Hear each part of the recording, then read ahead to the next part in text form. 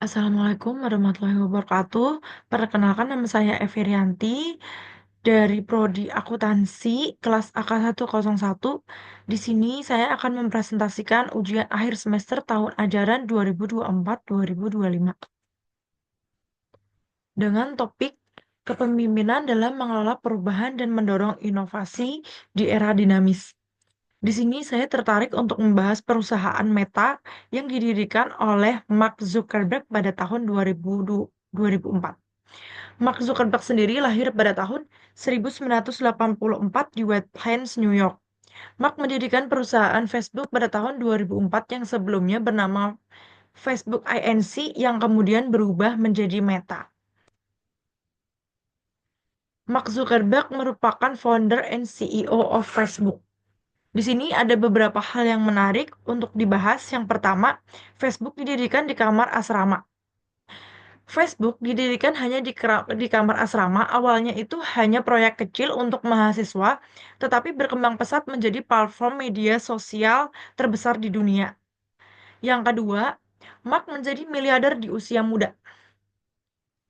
Mark menjadi miliarder di usia 23 tahun setelah Facebook sukses besar dan go public pada 2012.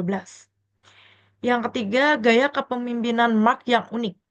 Gaya kepemimpinan yang unik dikenal sebagai pemimpin yang fokus dan visioner. Mark sering mengenakan kaos abu-abu sederhana setiap hari untuk mengurangi keputusan kecil dan lebih berfokus pada hal yang besar. Yang keempat, ada rebranding Facebook menjadi Meta.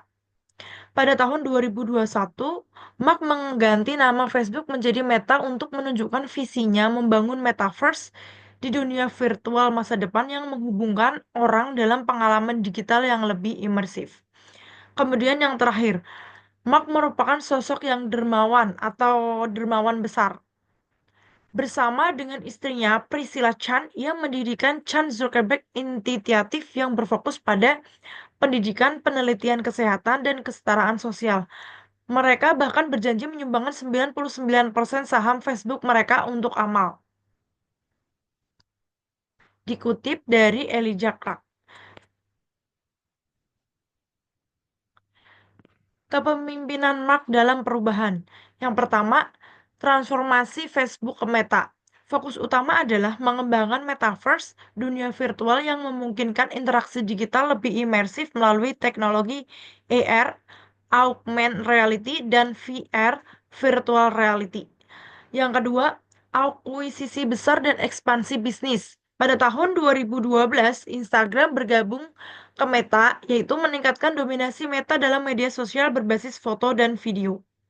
Pada tahun 2014, WhatsApp menguasai pasar instan global dengan miliaran pengguna aktif. Kemudian, yang ketiga ada Oculus pada tahun 2014. Meta mengembangkan teknologi VR untuk mendukung visi Metaverse.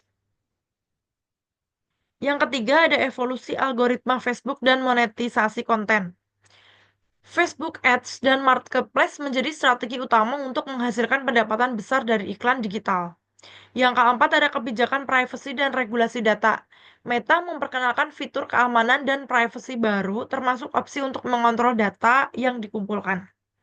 Yang terakhir ada persaingan dengan TikTok dan perubahan strategi konten. Untuk menanggapi persaingan dengan TikTok dengan memunculkan Reels di Instagram dan Facebook merupakan keunggulan yang dikeluarkan oleh Meta. Kepemimpinan Mark dalam inovasi. Yang pertama, kepemimpinan yang berfokus pada tujuan. Mark menyusun tim manajemen yang berfokus pada pembangunan Facebook menjadi bisnis berkualitas tinggi pada tahun 2004. Mark memiliki pola pikir yang berorientasi pada tujuan dan sepenuhnya berfokus pada pemimpin timnya untuk menghasilkan platform media sosial terbaik di dunia. Jadi, pada tahun 2004, Mark mendirikan Facebook hanya di asramanya, dan proyek tersebut sudah ditawar oleh suatu perusahaan. Namun Mark menolak tawaran tersebut karena Mark tidak tertarik kepada uang Kemudian Mark menjelaskan bahwa tidak mau menjual perusahaannya karena ia tidak tertarik dengan uang. Tetapi Mark termotivasi oleh hasratnya untuk menghasilkan arus informasi terbuka bagi orang-orang dengan jejaring sosial medianya. Selama tahun kedua kuliahnya di Universitas Harvard dan akhirnya Mark keluar dari kuliahnya untuk fokus pada jejaring sosial yang ia ciptakan yang bernama Facebook tersebut. Kemudian yang kedua, kepemimpinan Mark yang transformasional.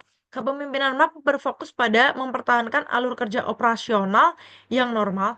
Pemimpin jenis ini akan menggunakan kekuatan disiplin, penghargaan, dan serangkaian insentif untuk memotivasi karyawan agar melakukan yang terbaik.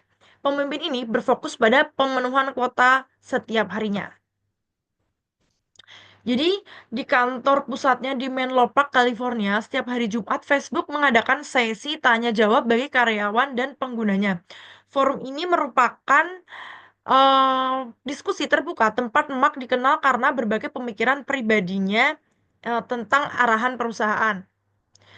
Kemudian setiap tahun perusahaan mengadakan pesta ulang tahun bagi karyawan, di mana setiap orang diberi hadiah untuk ulang tahun mereka yang jatuh pada tahun itu. Kafe di Facebook menawarkan para karyawan makanan lezat dalam suasana yang dirancang oleh tim yang membangun hotel bintang 4 di New York. Lingkungan kerja Facebook juga mencakup dokter, kiropraktor, dan terapis fisik di tempat.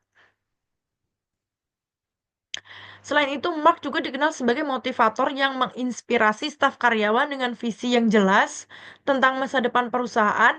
Selanjutnya, mendefinisikan langkah-langkah yang diperlukan untuk mencapai tujuan tersebut. Ide-ide bersifat disruptif dan kepercayaan diri, keberanian, serta semangatnya menjadikannya pemimpin transformasi yang disukai oleh karyawan. Dari pernyataan Dugan pada tahun 2014 sebagai staf Facebook. Pengaruhnya terhadap organisasi. Menurut studi karyawan yang dilakukan oleh Glassdoor pada tahun 2014, Mark Zuckerberg dinilai sebagai nomor 10 dalam daftar 50 CEO terbaik untuk bekerja. Glassdoor adalah situs web tempat karyawan secara sukarela memposting peringkat dan ulasan tentang perusahaan tempat mereka bekerja. Berdasarkan pertanyaan, apakah Anda menyetujui cara orang ini menangani tugas pemimpin perusahaan ini? Karyawan Facebook menyetujui kepemimpinan Mark Zuckerberg dengan rata-rata 93% dari 100%. Hasil tersebut dihitung berdasarkan peringkat antara bulan Februari 2013 dan Januari 2014. Pelajaran yang dapat diambil. Yang pertama, kita harus percaya bahwa orang-orang hebat yang bekerja dengan arahan yang jelas dapat menghasilkan hasil yang positif. Yang kedua, di dalam suatu organisasi, seorang pemimpin harus memberi karyawan kekuatan, keberanian, dan kebebasan untuk memilih tindakan mereka untuk mencapai kesuksesan sehingga mereka tidak ada merasa ada tekanan ataupun ancaman. Kesimpulannya adalah, gaya kepemimpinan yang transformasional Mark Zuckerberg terus membawa Meta ke masa depan yang menjanjikan.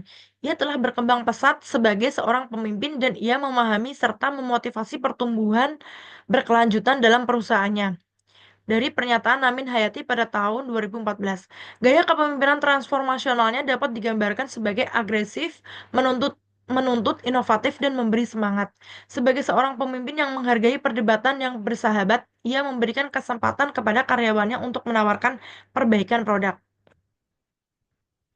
Sekian presentasi dari saya. Apabila ada salah kata atau ucapan, saya ucapkan terima kasih.